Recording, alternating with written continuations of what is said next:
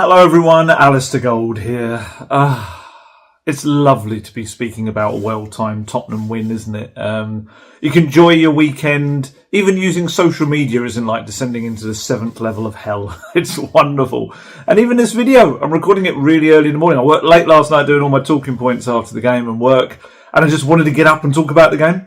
Whereas normally, you kind of take a little bit more of the day to process it. But that's why I've got bags under the eyes. Apologies for my appearance, but I just wanted to get straight into talking about Tottenham Hotspur because Saturday was a good day. It was a good day. It wasn't perfect, but it was a good day. It was exactly the kind of day the club needed, I think, just to knock down the levels a little bit of the noise from the outside. And when Ange Postecoglou walked into the dressing room after that win, he stood in front of the players and he said, "That's exactly who we want to be." And I get it. I absolutely get it. Because this is the Tottenham Hotspur that Postecoglou is working towards. This kind of all-action, relentless, pressing, chance-creating, and most importantly, goal-scoring beast of a team. For everything I think that we were served up in Coventry in midweek, this was the opposite. They brought everything we wanted to see. It was, I don't know about you guys, but sitting inside a Tottenham Hotspur Stadium, was this 61,000 or so of us, it was just a fun afternoon, an enjoyable afternoon, an entertaining afternoon. It's what we've craved. It's what over recent managers that hadn't been serving that up, that's what we wanted. And to have days like that, we're going to talk about various aspects of the game, and Brentford was slightly under strength. We're going to talk about that as well. But just the football that was played and the desire to press. You've heard me say it a million times in the past. My favourite Tottenham Hotspur is the snarling, aggressive, pressing version of Tottenham Hotspur because I always feel that it gets the best out of the team and it puts other teams on the back foot. And that was a very happy man. After he hugged all the players, he did a big bear hug with Son and Romero and grabbed them both in one go kind of thing. He was walking towards the tunnel, and we could see him looking up. He was throwing kisses, not to us, throwing kisses, smiling, waving, because his family, his wife Georgia and their boys were all sat behind us in one of the boxes in the West Stand. So, they knew what it meant. This was all while the entire crowd was singing the Ange Postecoglou song and chanting his name. And you could just tell in that moment, it was like, okay, brilliant. But yeah, Basuma does this perfect challenge.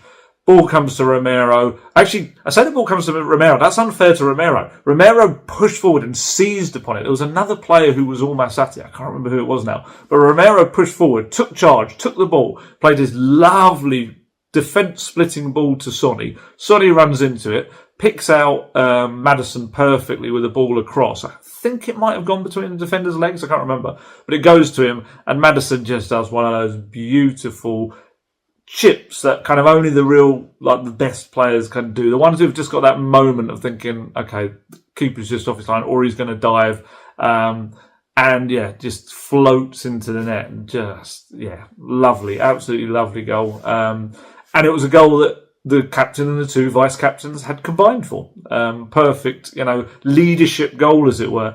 And like I said, after the game, Postecoglou was going around, he hugged Maddison, hugged everyone, and he grabbed Son and Romero kind of by the neck. And there's a nice photo. I think I used it for my talking points this morning. It's just a very cool goal to wrap up the game. And again, showcase. This is the thing. It's not just about Spurs in possession and what they do with it. It's also the pressing, which creates goals, but it's also they can still be so devastating on the transition, on the break. That's another part of Spurs that we've seen so much of over the years, and it worked to a T. So this kind of idea that they only have one tactic, it isn't true.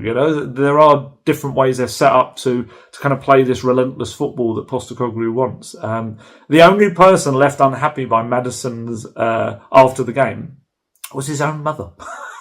She texted him immediately after the game to tell him off for taking his shirt off, for which he got booked for, because it cost her a point in her fantasy football team. He said that in one of his interviews. It was really funny.